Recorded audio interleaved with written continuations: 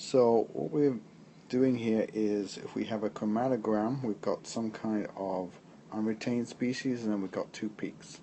So we want to figure out the resolution between the two peaks.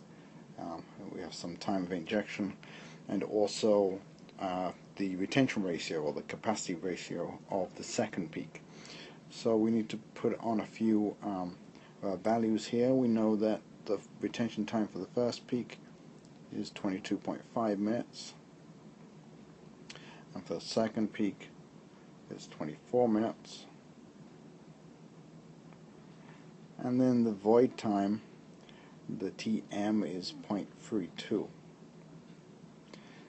And we also have a peak width. So we're imagining these as triangles. So we draw tangents along the edges of the peaks. So the base peak width for the first peak is 0.82 centimeters.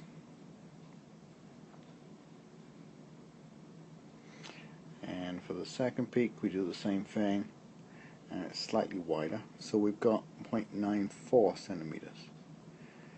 Now the first thing we have to realize here, this is in minutes, is that for our calculations everything has to be in time units.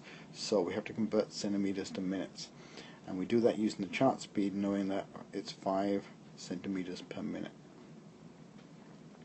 Okay, so let's go forward and do our calculation. So the first thing we need to do is convert centimeters to minutes, and you can look at the units here, but if you have 0.82 centimeters, then we need to divide by the chart speed to get minutes. So the centimeters cancel out, we get minutes, and that will give you 1.64 minutes. And with the same with the other peak width, so we have 0.94 centimeters, dividing that by 0.5 centimeters per minute, we'll get a value of 1.88 minutes.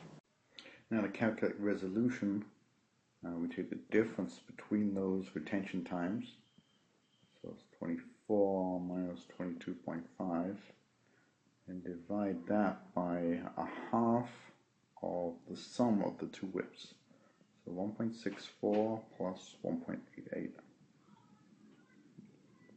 and that gives us a value of 0.85. And generally we consider 1.5 or above to be resolved, so this would not be fully resolved. And to calculate the retention factor, we give that the symbol K. That equation is the adjusted retention time divided by the void time. Now remember, adjusted retention time is the retention time minus the void time. So that's a pretty simple calculation. Again, everything needs to be in the same units, time units. So for the second peak, retention time was 24, void time was 0.32 minutes, and we divide by 0.32, we get an answer of 74 with no units. And again, this would be considered a little long, so this is something that's being retained too long in the stationary phase, and probably peak broadening, becoming broader than it needs to be, and taking too long.